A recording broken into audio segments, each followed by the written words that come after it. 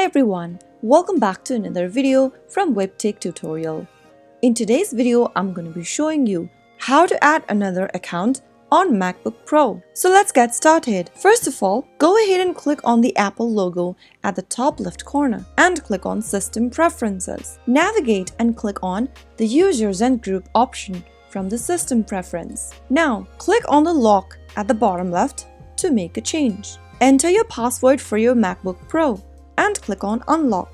Once you do that, click on the Add button located at the bottom left and select your account type from the drop-down. If you choose Administrator, then the Administrator account has full control over the Mac, including adding and managing users, installing apps, and changing settings. If you choose Standard, then the user will have limited privileges, mainly for everyday tasks like using applications, browsing the web, and creating documents. Once you are done, enter the details such as your full name, the account name, password, and other information you'd like to create for the user.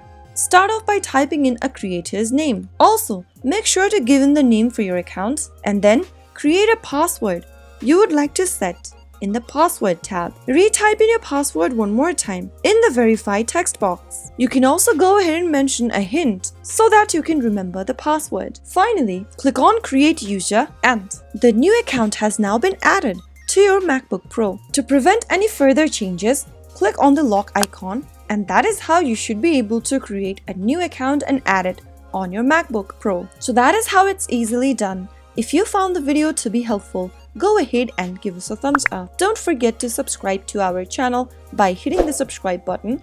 Also press on the bell icon so that you'll never miss another upcoming upload from us. I will be back with another tutorial video. Thank you for watching.